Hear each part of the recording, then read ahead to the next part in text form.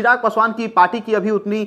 बड़ी हैसियत नहीं है कि वह सीएम बन सके। बीजेपी के अंदर कहीं ना कहीं यह जरूर बातें चल रही थी कि नीतीश कुमार को हम क्यों ना बाइकआउट करें। जस्ट लाइक आपने देखा होगा महाराष्ट्र में जैसे हुआ, एक नाथ शिंदे को कहीं ना कहीं बाइकआउट कर दिया गया। बीजेपी के पास चेहरा है, लेकिन बीजेपी के पास उतना दमदार चेहरा नहीं है जो नीतीश कुमार को सीधे तौर पर टक्कर दे सके, और बीजेपी के लिए मजबूरी है नीतीश कुमार। नमस्कार, आगाज एक्सप्रेस देख रहे हैं आप और मैं हूं आपके साथ सिद्धि सिंह। आज हम बात करेंगे बिहार की राजनीति में एक पोस्टर वार जो है वो फिर से शुरू हो गया,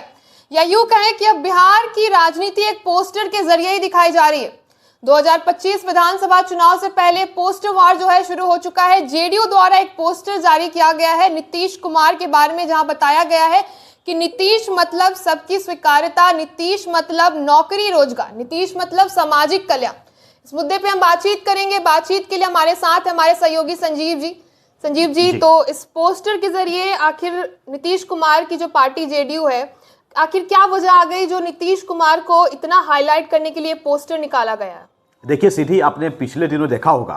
कि नीतीश कुमार को लेकर के और खासकर बिहार के सीएम पद को लेकर के बीजेपी के जो प्रदेश अध्यक्ष हैं दिलीप जायसवाल, उनका एक बड़ा बयान सामने आया था, और उस बयान में उन्होंने सीधे तौर पर कह दिया था कि कौन होगा बिहार का सीएम यह पार्टी नेतृत्व तय करेगी, और जो पार्टी के तमाम बड़े पदाधिकारी हैं और जो आला कमान है उन लोग बैठ करके वो लोग तय करेंगे कि आखिरकार बिहार का सीएम कौन होगा और उस पद के लिए दावेदार कौन है। उस बयान को हालांकि काफ़ी तोड़ मरोड़ करके मीडिया के द्वारा पेश किया गया, लेकिन सच्चाई तो यही है कि बीजेपी के अंदर कहीं ना कहीं यह जरूर बातें चल रही थी कि नीतीश कुमार को हम क्यों ना बाइकआउट करें। जस्ट लाइक आपने देखा होगा महाराष्ट्र में जैसे हुआ, एक नाथ शिंदे को कहीं ना कहीं बाइकआउट कर दिया गया और देवेंद्र फडणवीस को कहीं ना कहीं मुख्यमंत्री के लिए आगे किया गया। वही हाल बिहार में भी होने वाली है, क्योंकि फिलहाल बिहार की राजनीति की हम बात कर ले और एनडीए गठबंधन की, तो एनडीए गठबंधन में सबसे बड़ी पार्टी बीजेपी है, क्योंकि बीजेपी के पास सबसे अधिक विधायक है। तो यह सीधे तौर पर दिख रहा है कि सीएम तो बीजेपी का ही होना चाहिए,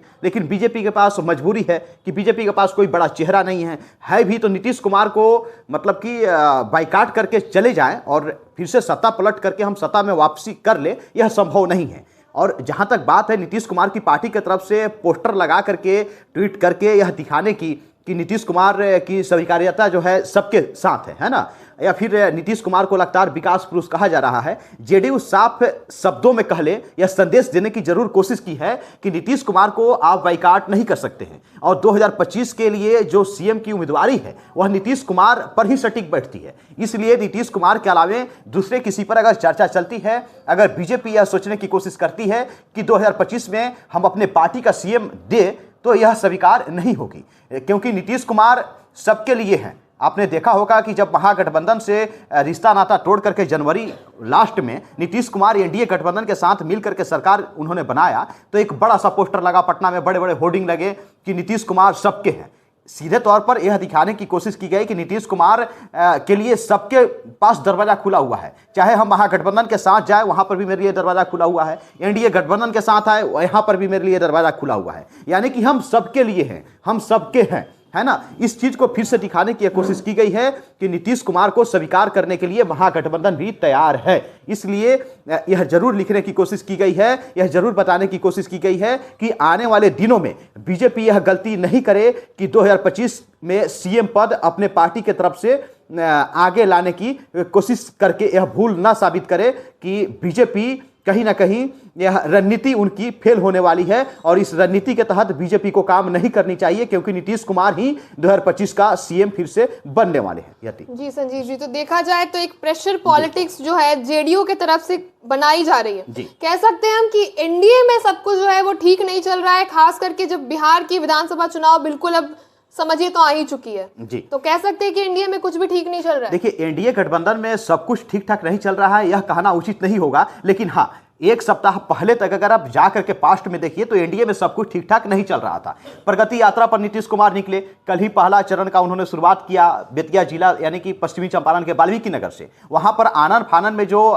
उस जिले के प्रभारी मंत्री हैं या फिर उस क्षेत्र के जो मंत्री हैं उन्हें वहां पे जाना पड़ा। ऐसा कोई प्रोग्राम नहीं था कि बीजेपी के कोई भी विधायक या बीजेपी के कोई भी सांसद या फिर बीजेपी के कोई भी मंत्री नीतीश कुमार के स्वागत के लिए खड़े हों, लेकिन आनन फानन में बीजेपी की तरफ से वहां पे दो मंत्री को अपना भेजना पड़ा नीतीश कुमार के स्वागत करने के लिए, चाहे वो पटना एयरपोर्ट से देख लीजिए या फिर वाल्मीकि नगर जहां वो रुके, जहां से उन्होंने यात्रा की शुरुआत की। तो सब कुछ ठीक ठाक दिखाने की ये कोशिश जरूर बीजेपी की तरफ से की गई, क्योंकि बीजेपी के जो प्रदेश अध्यक्ष हो या फिर अमित शाह हो, है ना, उनका जो बयान आया वह बयान कहीं ना कहीं एक सामंजस्य की स्थिति पैदा करने के लिए काफी थी, और उसी सामंजस्य की स्थिति पैदा करने के लिए बीजेपी ने वह चाल भी चली थी, लेकिन बीजेपी उसमें कामयाब नहीं हो पाई। और उसी का जीता जागता उदाहरण है कि नीतीश कुमार के तरफ से, नीतीश कुमार के तमाम बड़े नेताओं की तरफ से और पार्टी फोरम की तरफ से इस प्रकार का पोस्टर जारी किया गया और यह दिखाने की कोशिश की गई। फिलहाल आप जेडीयू की तरफ से तमाम उनके अगर सोशल साइट्स जो भी ट्विटर हैंडल हो या फिर फेसबुक मीडिया हो या फिर यूट्यूब हो, सब पे आप जाकर के देख लीजिए, लगातार पोस्ट किया जा रहा है कि मतलब कि 2025 का चेहरा नीतीश कुमार होंगे और एनडीए मजबूत है। इस प्रकार का पोस्टर आज ही फिर से पोस्ट किया गया है कि बिहार में एनडीए मजबूत है और फिर से 2025 में वापसी करने के लिए तैयार है। यानी कि दिखाने की यह कोशिश की गई है कि एनडीए मजबूत है और जो भी कंफ्यूजन की स्थिति पैदा हो रही है जनता के बीच में, वह कंफ्यूजन वाली कोई भी बातें नहीं है। और फिलहाल की जो स्थिति है नीतीश कुमार की, तो नीतीश कुमार फिर से यह गलती नहीं करेंगे कि एनडीए के साथ छोड़ करके और इंडिया गठबंधन की तरफ वो मूव करें सीधे। जी, जैसा देखते हैं कि ट्विटर बॉय तो तेजस्वी यादव को कहा जाता है, पर आजकल जेडीयू भी ट्विटर पे काफी एक्टिव है। बिल्कुल बिल्कुल। और पोस्टर्स भी है जो निकाले जा रहे हैं। हाल ही में जेडीयू का एक और पोस्टर था, जब प्रगति यात्रा की शुरुआत थी, उन्होंने कहा था कि जब बात बिहार की हो तो नाम सिर्फ नीतीश सरकार की हो। तो कहीं ना कहीं एक दबाव बनाया जा रहा है एनडीए सरकार पर, हम ये भी बोल सकते हैं। बिल्कुल साफ तौर पर देखिए, सीधे तौर पर हम यह कह सकते हैं कि नीतीश कुमार के अलावा एनडीए गठबंधन में कोई बड़ा चेहरा नहीं है। लगातार यह चर्चा चल रही थी कि सम्राट चौधरी को आगे किया जा सकता है। इसीलिए जब बीजेपी के साथ एनडीए गठबंधन की जब सरकार बनी जनवरी महीने के अंतिम समय में नीतीश कुमार के साथ, तब उस समय विधायक दल का नेता सम्राट चौधरी को चुना गया। यानी कि पार्टी की तरफ से जो विधायक दल के नेता होते हैं वहीं सीएम पद के लिए दावेदार भी होते हैं। तो सम्राट चौधरी कहीं ना कहीं एक दावेदारी अंदर ही अंदर पेश कर रहे थे। हालांकि बीजेपी के तरफ से सम्राट चौधरी को लेकर के यह खुल करके बातें नहीं की गई थी कि सीएम आने वाले दिनों में सीएम फेस यही होंगे, लेकिन बीजेपी के अंदर सम्राट चौधरी के अलावा कोई बड़ा चेहरा दिख भी नहीं रहा है। बड़ा चेहरा है भी तो स्वर्ण समाज से आने वाले चेहरे हैं, लेकिन बिहार की जनता स्वर्ण समाज से आने वाले व्यक्ति को मुख्यमंत्री के पद पर स्वीकार कभी भी नहीं करेगी। और बीजेपी यह गलती नहीं करेगी कि स्वर्ण समाज के किसी भी व्यक्ति को हम सीएम पद के लिए आगे करें, क्योंकि इसका सीधे तौर पर महागठबंधन को लाभ मिलेगी, क्योंकि तेजस्वी यादव वहां ओबीसी के सबसे बड़ा चेहरा बने हुए हैं। तो बीजेपी लगातार उनकी यह कोशिश रहेगी कि आने वाले दिनों में भी कि जो भी सीएम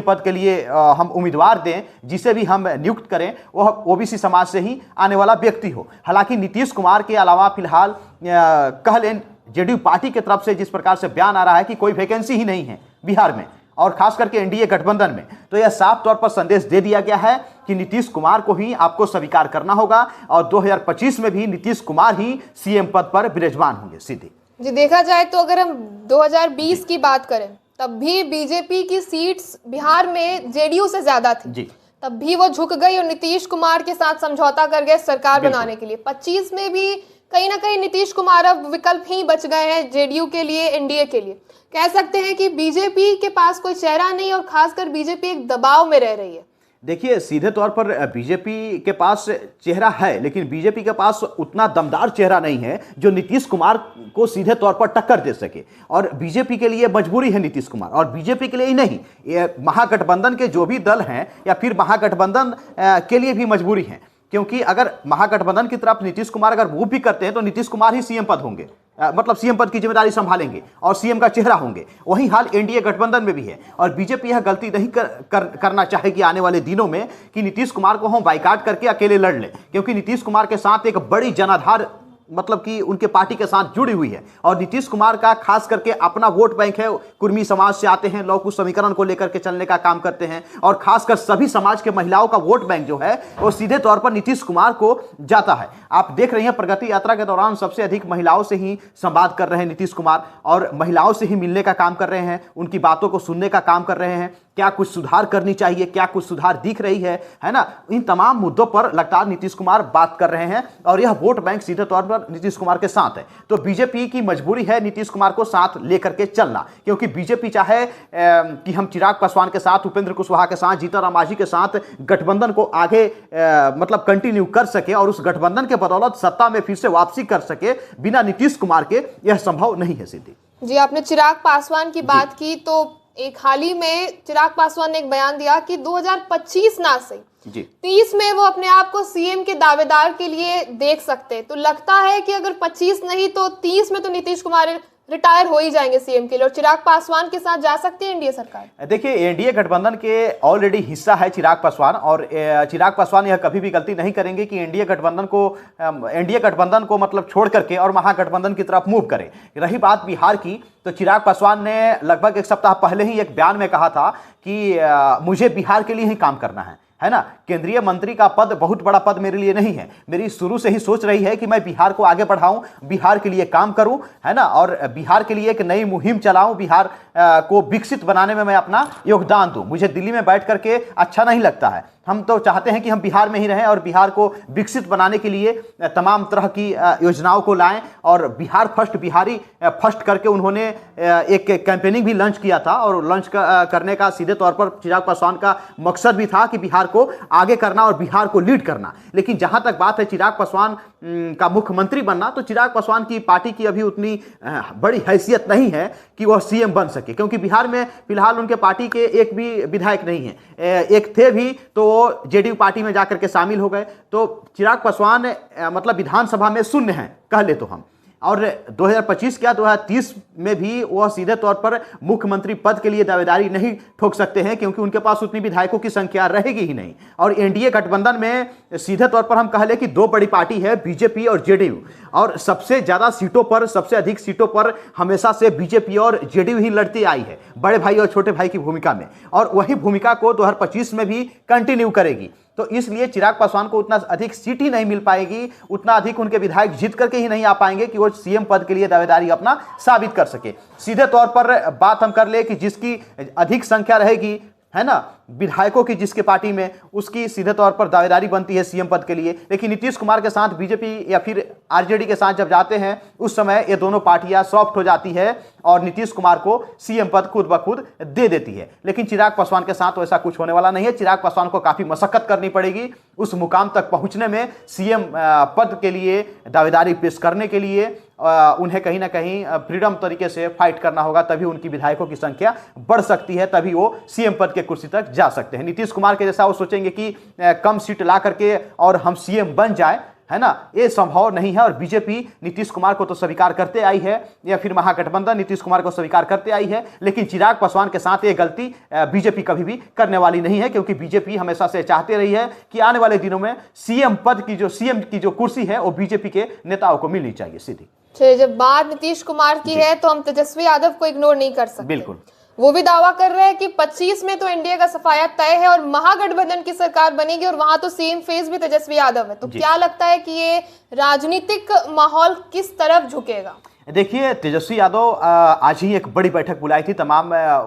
उन्होंने अपने विधायकों को, तमाम उन्होंने अपने सांसदों को, तमाम जिला अध्यक्षों को या फिर प्रदेश कमेटी में जो भी लोग हैं सबको उन्होंने बुलाया था, और बड़ी बैठक उन्होंने की है, और 2025 के लिए नई उन्होंने रणनीति तैयार की है। और सीधे तौर पर तेजस्वी यादव ने यह कहा है कि 2025 महागठबंधन का होगा, आरजेडी के साथ महागठबंधन सरकार बनाने जा रही है 2025 में। तो तेजस्वी यादव पूरा फुल कॉन्फिडेंस के साथ बातचीत कर रहे हैं, और उन्हें लग रहा है कि एनडीए सरकार से बिहार की जनता उब चुकी है, और सीधे तौर पर संभवतः नीतीश कुमार को बिहार की जनता नकारने वाली है, और यह मौका तेजस्वी यादव गंवारने